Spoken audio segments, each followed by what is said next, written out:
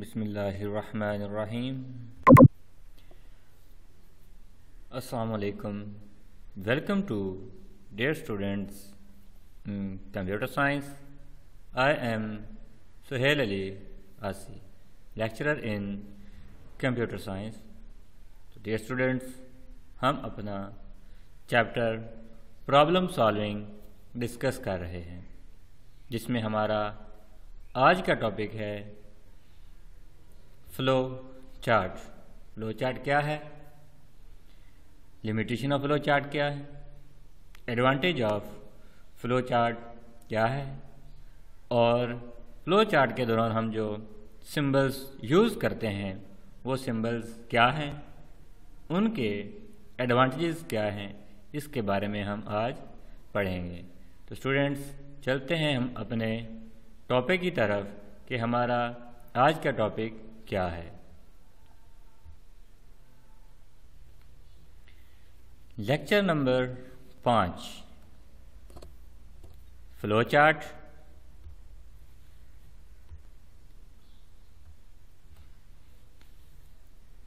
Flow chart is a pictorial representation of an algorithm. It is a way of visually presenting the flow of data, the operation performed within the system, and the sequence in which they are performed. The flow chart is similar to the layout plan of buildings. As we know, a designer draw a layout plan before starting construction on building. Similarly, a programmer refers to draw a flow chart prior to writing a computer program. As in the case of drawing of a layout plan, the flow chart is drawing according to defined rules. Flow chart क्या है? किसी भी चीज़ को तस्वीर की सूरत में बयान करना फ्लो चार्ट कहलाता है। Graphical representation is known as a flow chart. किसी चीज़ को तस्वीर की सूरत में बयान करना फ्लो चार्ट कहलाता है, जिसमें आप अपना एक एल्गोरिदम क्रिएट किया हुआ है। उस एल्गोरिदम को मद्देनज़र रखते हुए, उसी सीक्वेंस को मद्देनज़र रखते हुए आप अपना फ्लो चार्ट क्रिएट करते हो। जैसे एक मामार है, एक मिस्त्री है, वो अपनी बिल्डिंग को कंस्ट्रक्ट करने से पहले एक मैप बनाता है। उस मैप को देख के वो अपनी बिल्डिंग को क्रिएट करता है। उस बिल्डिंग को वो पाया तकमील तक पहुंचाता है। जो उसका मैप है वो उसका फ्लो चार्ट है। उस मैप से पहले उसने एक एल्गोरिदम क्रिएट किया हुआ है कि उसने एक घर को कंप्लीट करना है तो वो किस तरह से बनाएगा, कितने वो एक प्लॉट के अंदर कितने वो कमरे बनाएगा, हर कमरे के साथ वो अटैच बाथरूम बनाएगा, घर के अंदर एक किचन होगा। यानी इस तरह उसने एक एल्गोरिदम अपने माइंड में सेट किया हुआ है। फिर उसी एल्गोरिदम को मद्देनज़र रखते हुए वो अपने फ्लो चार्ट को क्रिएट करता है। उसी फ्लो चार्ट को मद्देनज़र रखते हुए उसने अपने बिल्डिंग को क्रिएट किया है। इसी बिल्डिंग को जब वो क्रिएट कर रहा है तो वो उसका फ्लो चार्ट है। फ्लो चार्ट क्या है? Graphical representation is known as a flow chart. किसी भी चीज़ को तस्वीर की सूरत में बयान करना फ्लो चार्ट कहलाता है।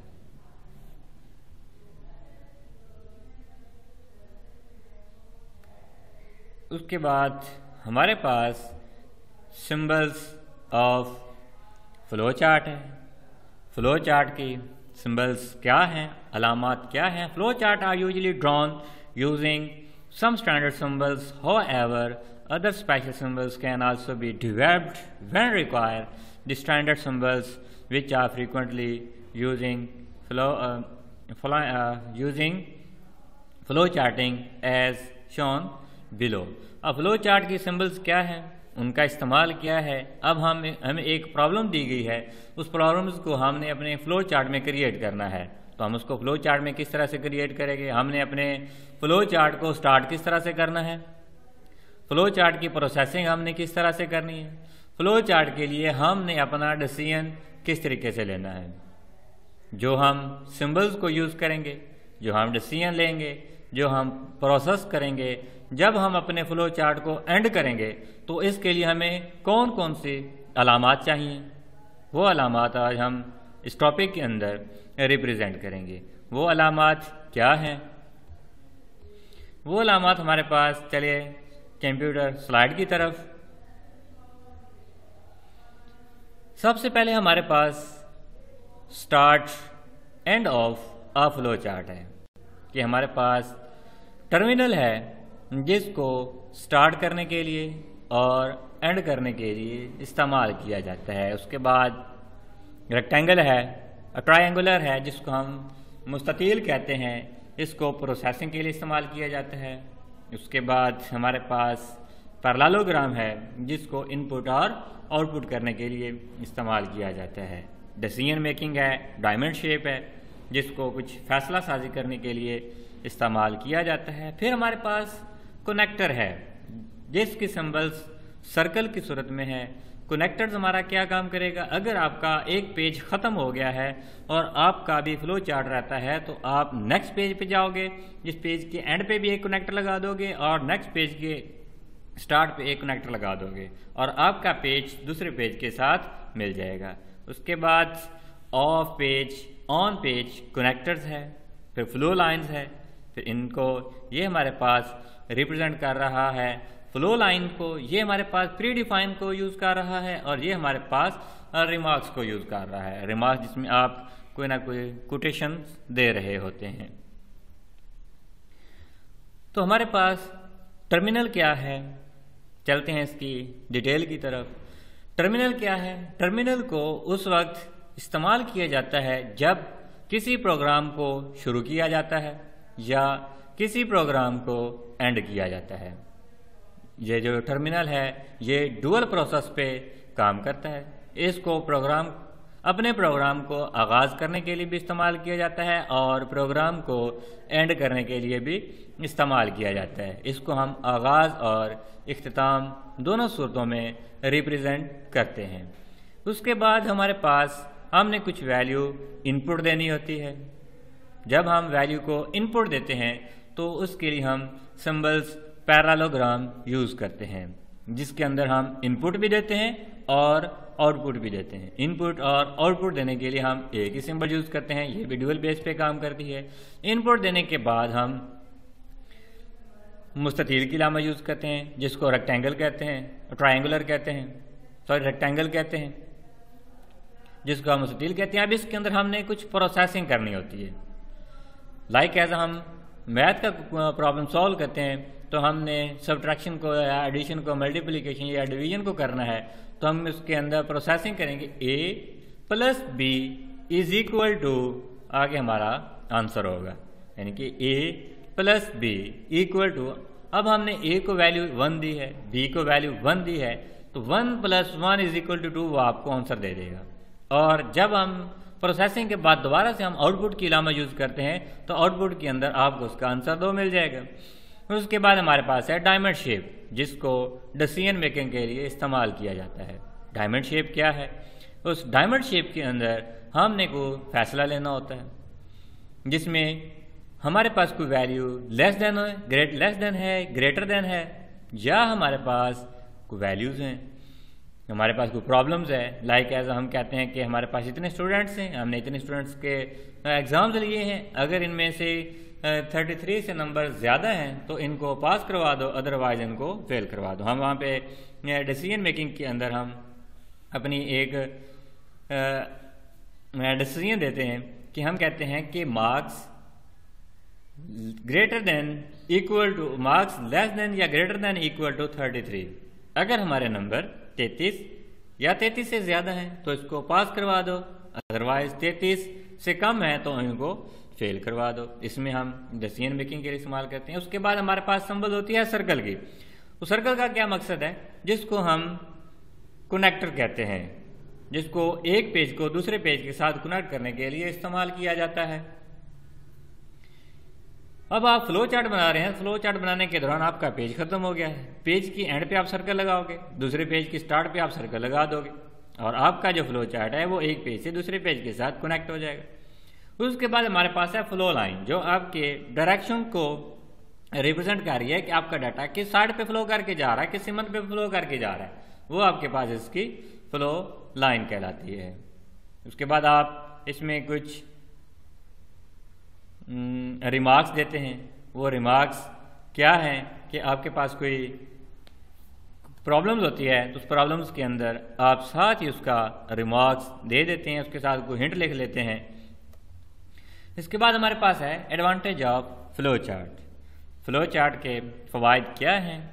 With the help of flow chart the logic of an algorithm can be describe more efficiently as flow chart are part of a design document, hence maintenance of operational program become easy.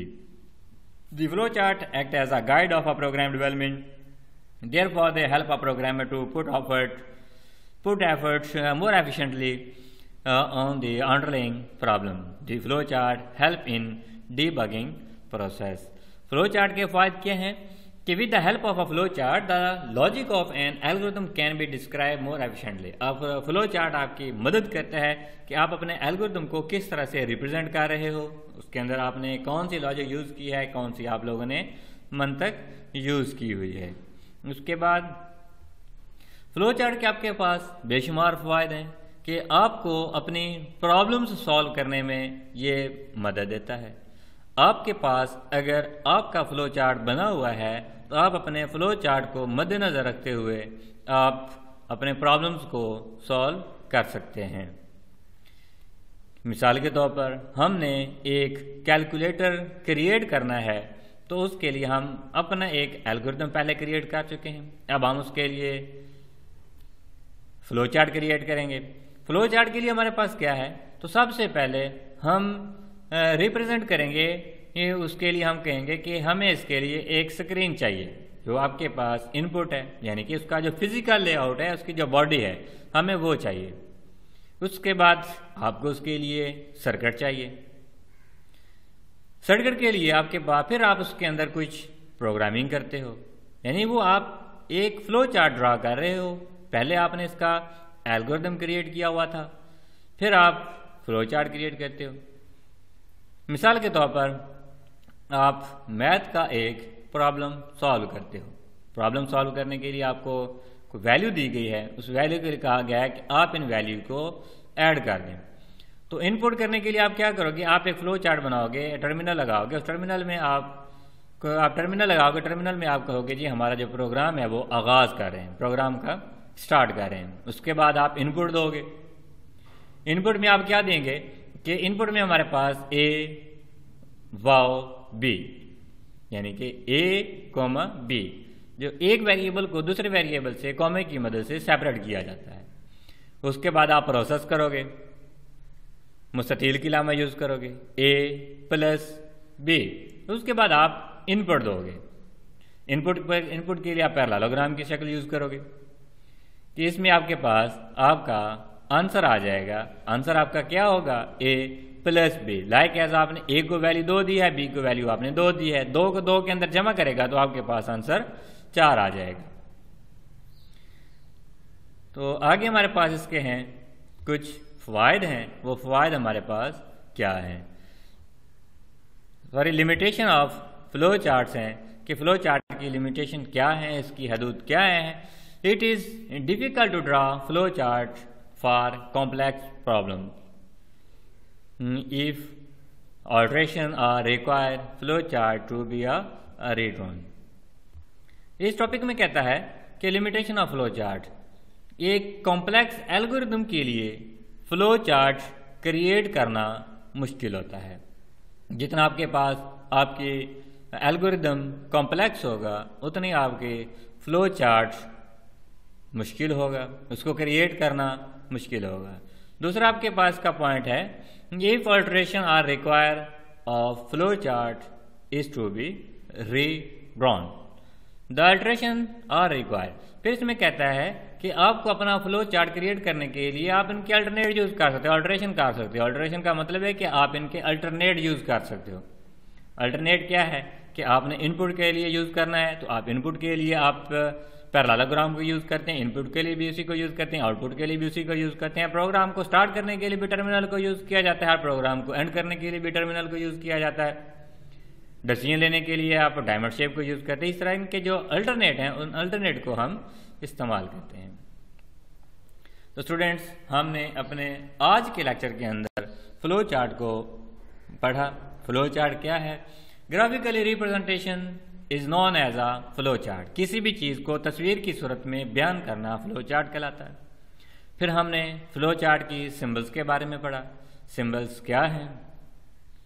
Flow chart की symbols क्या थी कि हमने start को पढ़ा, किस तरह से इसको स्टार्ट किया जाता है टर्मिनल लगा के, किस तरह से इसको एंड किया जाता है, और उसके बाद किस तरह से इसकी प्रोसेसिंग की जाती है, वैल्यू को किस तरह से इनपुट किया जाता है, डाटा किस तरह फ्लो किया जाता है। वो तमाम की तमाम सिंबल्स हमने अपने इस लेक्चर के अंदर पढ़ी। उसके बाद हमने इसके एडवांटेजेस पढ़े। इसके एडवांटेजेस क्या हैं? एडवांटेजेस के बाद हमने इसकी लिमिटेशन के बारे में डिस्कस किया। दो तरह की हमारे पास लिमिटेशन थी। लिमिटेशंस क्या थी कि जिसमें अगर आपके पास कोई एल्गोरिदम कॉम्प्लेक्स है तो फ्लो चार्ट को क्रिएट करना इंतहाई मुश्किल होता है। उसके बाद आप फ्लो चार्ट क्रिएट करने के लिए इनके अल्टरनेशन को यूज़ कर सकते हैं। तो स्टूडेंट्स, इसके साथ हमारा आज का टॉपिक इख्तिताम पज़ीर हुआ। अल्लाह हाफिज़।